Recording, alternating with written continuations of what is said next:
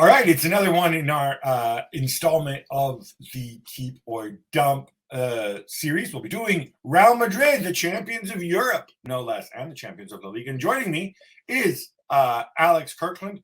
Alex, we went through this together. We're going to talk through some of the choices we made, some of the decisions we made, and why we made them. But off the top, I need to remind everybody about the ground rules in case you haven't read the piece, and do read the piece.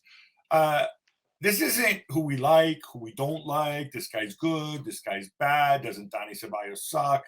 One of us was that way. We can do that. We could do that. We're trying to pretend we are the big brain of Jose Angel Sanchez here, right? We're trying to pretend that we are the club, and we're taking into account some of the financial restrictions that or financial possibilities of the club. We're trying to take into account things like salaries. We're trying to take into account things like contract expiries, team balance, the coach's wishes, all these things, which we like to think in years of reporting, this is how clubs operate. Right, Alex? I think so, yeah. That's fair to say. All right. So the as I turn over here, so the first thing to point out about Real Madrid is this is a club that's in rude financial health. I mean, last 20 odd years of profits, sometimes very small profits. Now, tiny asterisk if you want, because during COVID they did do that deal with Legends and State Street, which was partly to finance the roof of the stadium and so on. But the reality is this is a club which historically does not make losses and always tries to either break even, make a little profit, because they're not actually owned by anybody. All the money gets reinvested generally into the team or an infrastructure.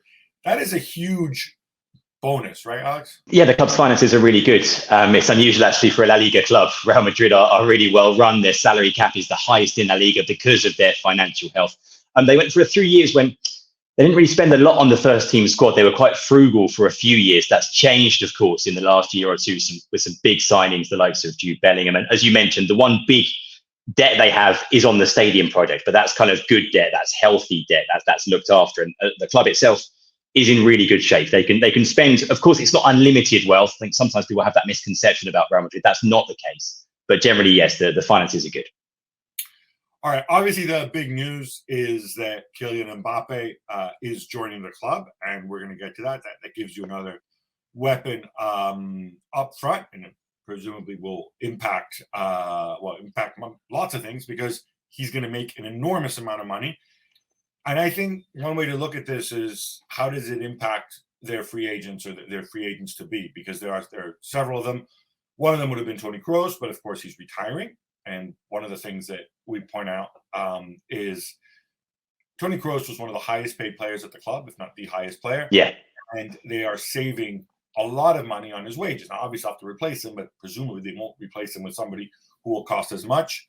The other big calls to make are, I think Lucas Vazquez is also a free agent, but I think that should be more straightforward, and obviously he earns a lot less money. And then the other two big calls are Luka Modric and Nacho. Nacho, yeah. Yeah, we're going to get to those. But one advantage, and one of the reasons I think the economics of Real Madrid are also a little bit different from most other big clubs or many other big clubs in the world, is that, a lot of times teams freak out when they reach the final 2 years of the contract because then the leverage switches to the player. He can threaten to leave on a free transfer if he doesn't get a big pay rise, or that's why clubs often decide to move players to preserve the asset value. In some ways, at Real Madrid, they seem very comfortable letting people's contracts run down. And I think the logic is a lot of these guys are already on a ton of money. The team is successful. They generally like living in Madrid. I'd say so. When you're in Real Madrid, you're not going to leave for a bigger club. Any club you move to is going to be a sideways move.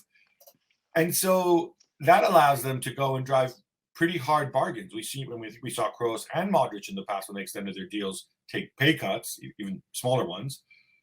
This is a luxury, again, that most other clubs don't have.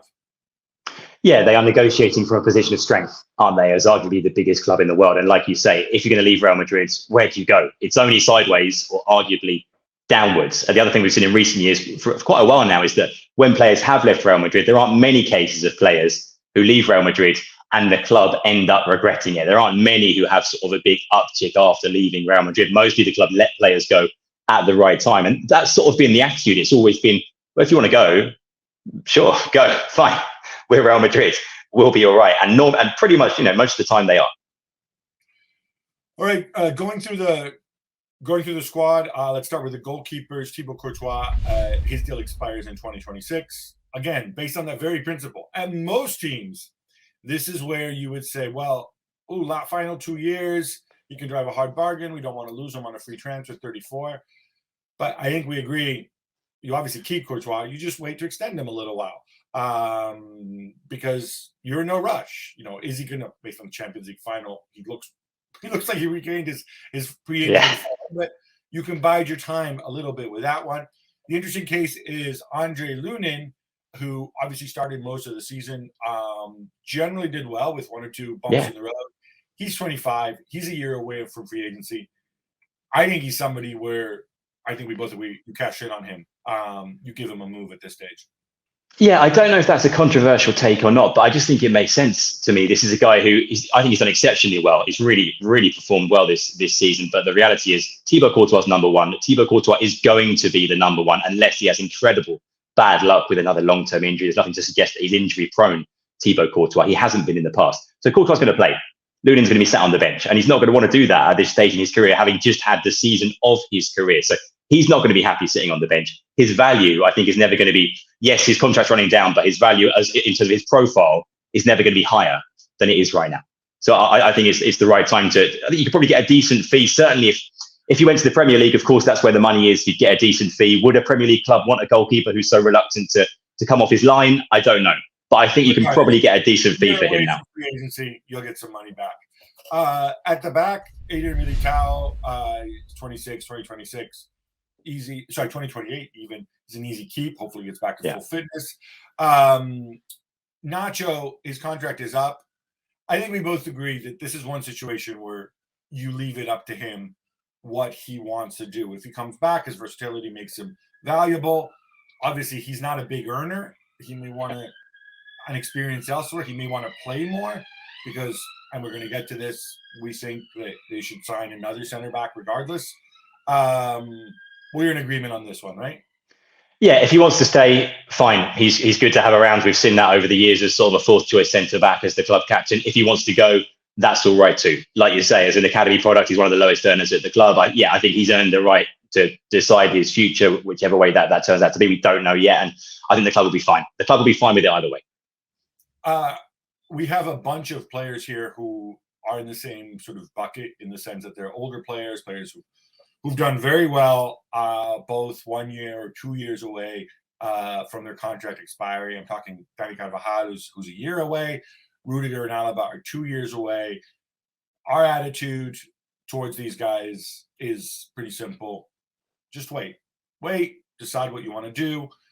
They're not going to go. Nobody's going to come and take Dani Carvajal away. He's not going to walk in and use that leverage to get to Aston Villa or whatever.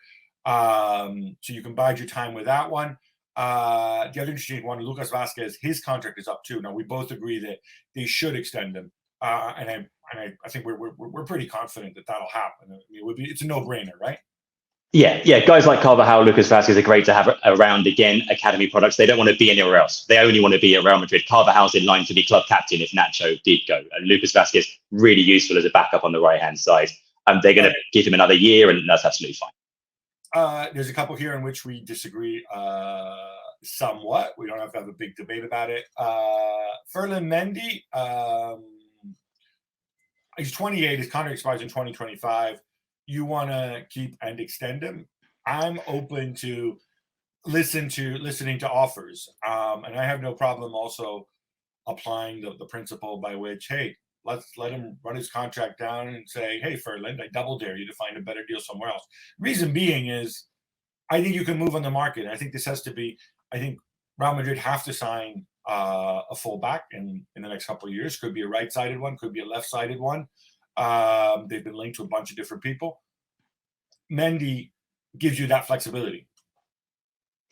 Yeah, look, I've got to be honest. I didn't rate Mendy at all until the second half of this season, pretty much, because he's been so injury prone. He's been completely unreliable in terms of injuries. But in the second half of this season, he's been outstanding. You know, Ancelotti calls him the best defensive left back in the world. Ancelotti loves him. He provides balance to the team, which you need with some of the attacking players that Madrid are going to be fielding next season as well. I've been won over. Now, maybe that's kind of short-termist of me, and he'll get injured again, and I'll look silly. But I just think he's been so good this year. I would be tempted to keep him in the team because of the role that he can play, and like I say, because he's a different kind of fullback, and it's nice, I think, to have a defensive-minded player on that left-hand side with what might be going on further up the pitch. Folks may be wondering who we have as our fourth center back, which they need if Nacho leaves, or even if he stays. Well, that is Rafa Marin from Alaves. He was on loan there last year.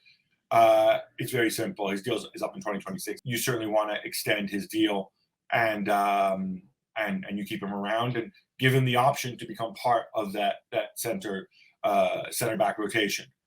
He could be the next Nacho, basically. Let's not. Why be reductive like that? There's nothing wrong with being the next Nacho. Come on, man. Moving on to midfield. This is interesting because obviously they have a whole bunch of young players who are locked into long-term contracts. You don't need to do anything. Players like Chouameni's got a deal through 2028. Camavinga through 2029. Bellingham through 2029. These are all pretty obvious things where you don't need to do anything. Credit to what they did before. Valverde also locked into 2029. We both like him. I just raised the possibility, we don't have to debate this now, that maybe long term, just as Lucas Vázquez made the switch to right back, if you don't find the right back out there that you want going forward, maybe it can be him. It's one of the possibilities that they have. Toni Kroos is obviously gone. Luka Modric, this is one where we're both in favor of keeping and extending him. Do we agree, though, they got to have a conversation with him and say, listen, you're worth more than 100 million. If you want to stay, it has to be at our price because your role isn't what it was a couple of years ago. Still very important. You come off the bench, blah, blah, blah. But we gotta balance the books and we got to pay for Mbappe. Yeah, he's still one of the highest earners at the club. After Kroos and Alaba, it's Luka Modric. I think that figure has come down a little bit in the last year or so with his contract renewals, but I think you want to do that again this summer. And I think he's shown himself to be kind of realistic enough to be amenable to that, given that he's pretty much accepted this, not so much earlier in the season, but in the second half of the season, this kind of reduced role in the squad, coming off the bench, being important in a more limited capacity. So I think you can have that conversation. And I think there's a deal to be done there. His experiences and his sort of role in the dressing room is vital. So keep him for another season, but if you can, on a lower wage. I mean, he told the fans, see you next year, blah, blah, blah. Look, I mean, I think we're both cynical enough to say, hey, that's exactly what I would say if I just won the Champions League final and I was entering a contract negotiation. But I would expect a big cut in wages, certainly base wages, maybe make up with bonuses. I think, he wasn't 20 million, as you said, he cut it a little bit. I'd go right down to 5 or 6 and just say, listen, you love the club. We love you. You've been a great servant. You made a ton of money off us. You made us a ton of money. But this is the reality. We have to balance the books. Among the forwards, Brahim Diaz, it's a straight keep. I think he was tremendous. Yeah. 2027, and he's 24 years old. I think he's got a chance to grow. Right. Obviously, Vinicius is a keep. Rodrigo is a keep, although, look, going forward, he's maybe threatened by Mbappe's arrival. Arda Güler, despite his goals, his games to goals ratio, for me is very obvious. Loan him out somewhere. He doesn't like it. Go kicking and screaming, whatever. Go somewhere else, score 20 goals, and show me you can come back and be number 10. There is no natural number 10 position in this team. I cannot give Arda Güler the minutes that he needs to grow, especially not with Brahim Diaz there as well. Which Jude Bellingham played a 10. The dude wants to play. Loan him, right? I'd be tempted to wait until January. I'd be tempted. Look, I think you can give him more minutes than he got this season because he got very, very few minutes this season, and in those minutes delivered. So I'd be tempted to see how much he plays in the first half of the season, coming off the bench, last 15, 20 minutes of games, playing on the left, playing on the right, maybe sometimes playing in the middle, but not so much. and then see where you are in January. If he's not happy, if he's not getting enough minutes, then look at a loan for the second half of the season.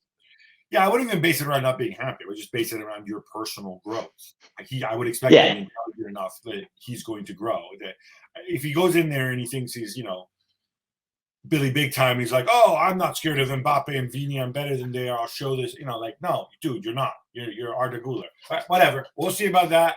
Nico Paz, another youngster who they rate a lot, but again, in that position, you got to loan him. Renier, you got to loan him just because, let's face it, nobody wants him. Joselu is an interesting one because he came on loan last year, did very well, scored some important goals in the Champions League. This is one where they can make the deal permanent for €1.5 million. It's a no-brainer, right? Keep him around. Keep him around. He loves being there. He's having the time of his life. He can be useful. Yes, it's going to be a stacked forward line next season with Mbappe, with Endrick, but he's different. He's a different kind of player, and he will be useful still when they're chasing a goal late in games. So, and he's cheap as well. His wages are low, so keep him around for sure. All right. Overall, our sort of final verdict of where they are, sort of beyond Mbappe, I think so Mbappe's coming. Endrick, we think, is going to come. If he doesn't come, I might be tempted to leave him on loan for a season, but equally, maybe, he's been a part of Real Madrid for several years now without actually physically being there. I got no problem with him coming in, although, those minutes are going to be hard to come by. In midfield, we also budgeted possibly for Dani Ceballos to leave. You're not a big fan. If you can find a taker, yeah. It might need to be on loan, possibly. And again, it's going to depend on Modric. I think either way, if both go, you need to bring one person in, just another body, because a lot of these guys like Camavinga, like Valverde, cover multiple positions. Obviously, on Lunin, you can raise a little bit of money to help offset Mbappe's wages and signing bonuses. I think the other big player they sign, if the Rafa Marin experiment goes through, is going to be, I touched upon this before, a fullback. They've been linked with Alphonso Davies. They've been linked with Zoubi on the left. They've been linked with Trent Alexander-Arnold, which would be on the right. There are other attacking fullback types out there.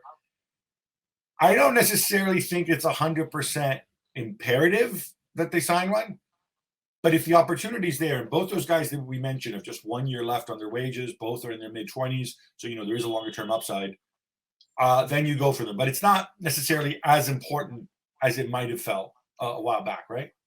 Yeah, look, we know they like Davies. The question is, how much are you willing to spend on Davies this summer, given that he's got a year left in his contract, as you say? And Madrid don't want to spend the kind of money that Bayern are talking about. So that's a bit of a wait and see there in terms of could some sort of deal be reached. But you don't have to splash out. There's no urgency to splash out there. Like I say, I think having a more defensive-minded left-back makes sense, given that you've got Mbappe and Vinicius ahead of you on that left-hand side. So in a way, Madrid, as they often do, hold all the cards, because they can say, yeah, we'd like Alphonso Davies, but we'll pay what we're willing to pay. And if not, we'll wait and maybe take him on a free.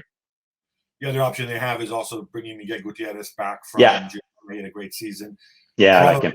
Over Frano, you might want to move out. I think it's only like €8 million. They will have to think about the succession plan at right back because Lucas Vazquez and Carvajal are going to be 32 and 33 respectively. But hey, that's okay. You have a little bit. You certainly have another season and you can get by without him. You've got the Marcotti Valverde option at right back, which I really like, of course. But if the right guy comes along, this is the beauty of it. If the right guy comes along, then you got this. It's not a difficult, it's not a heavy lift.